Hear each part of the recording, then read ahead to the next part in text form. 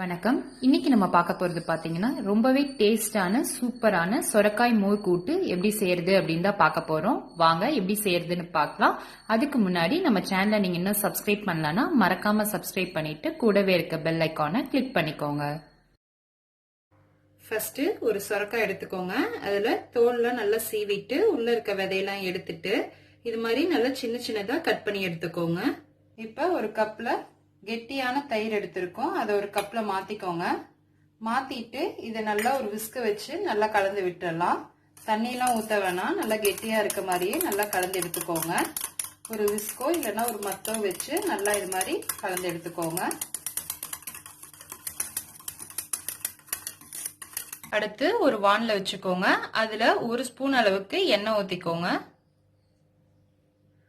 எண்ணெய் காஞ்சோன்னு நம்ம கட் பண்ணி வச்சிருக்க காயை சேர்த்திடலாம்.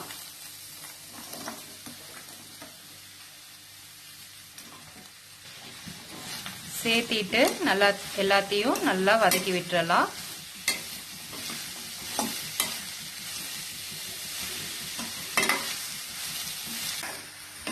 மீடியம் ஃப்ளேம்லயே வச்சு இது மாதிரி நல்லா வதக்கிக்கோங்க.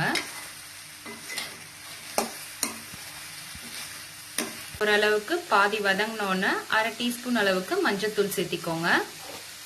கூடவே தேவையான அளவு உப்பு இதை சேர்த்து விட்டு நல்லா கலந்து விட்டுருங்க.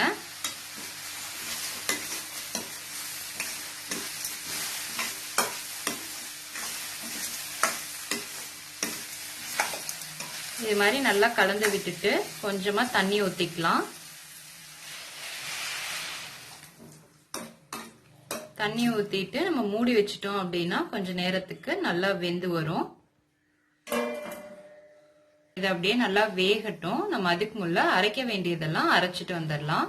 அரைக்கிறதுக்கு ஒரு மிக்சி ஜார்ல 1/4 மூடி தேங்காய் போட்டுக்கோங்க.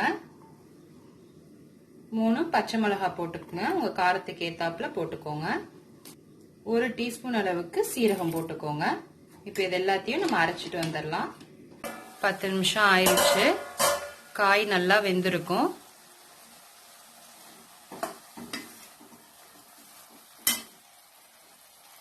பாருங்க நல்லா வெந்துருச்சு. இப்போ ஒரு கிளறி விட்டுக்கோங்க.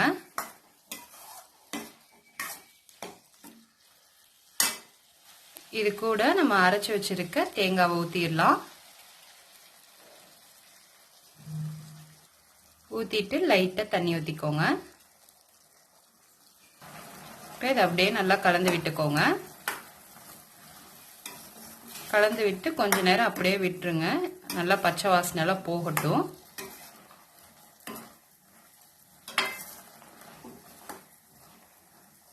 இது அப்படியே நல்லா கொதிக்கட்டும். நம்ம அதுக்கு முன்ன தாளிக்க வேண்டியதை தாளிச்சிடலாம். தாளிக்கிறதுக்கு ஒரு பாத்திரத்துல 2 ஸ்பூன் அளவுக்கு எண்ணெய் ஊத்திக்கோங்க. எண்ணெய் காஞ்சோன்னு கடுகு 1 டீஸ்பூன். கடுகு நல்லா பொரிஞ்சோன்னு 4-5 காஞ்ச மிளகாவை கிள்ளி போட்டுக்கோங்க. கூட கொஞ்சம் கருவேப்பிலை போட்டுக்கோங்க. ஒரு 5-6 சின்ன வெங்காயத்தை போட்டு நல்லா வதக்கிக்கலாம்.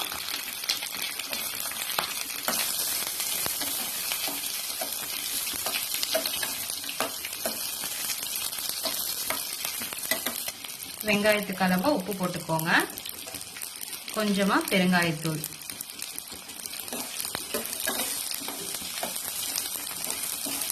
எல்லாத்தையுமே நல்லா வதக்கிடுங்க.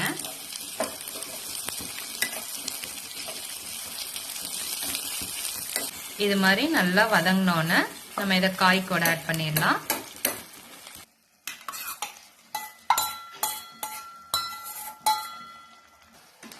இது எல்லாத்தையும் நல்லா கலந்து விட்டுக்கோங்க.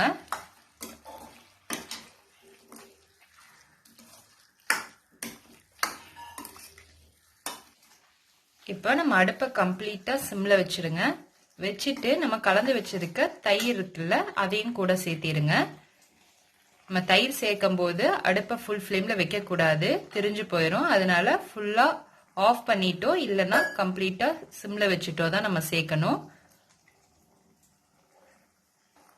இப்போ நல்லா கலந்து விட்டுருங்க. கலந்து விட்டு அடுப்பு ஆஃப் பண்ணிடலாம். அவ்வளவுதான். இப்ப ரொம்பவே டேஸ்டான சொரக்காய் மோர் கூட்டு ரெடி ஆயிருச்சு. இது மாதிரி நீங்களும் ட்ரை பண்ணி பாருங்க. ட்ரை பண்ணி பார்த்துட்டு எப்படி இருக்குன்னு கமெண்ட்ஸ்ல சொல்லுங்க. மறக்காம நம்ம சேனலை சப்ஸ்கிரைப் பண்ணிக்கோங்க.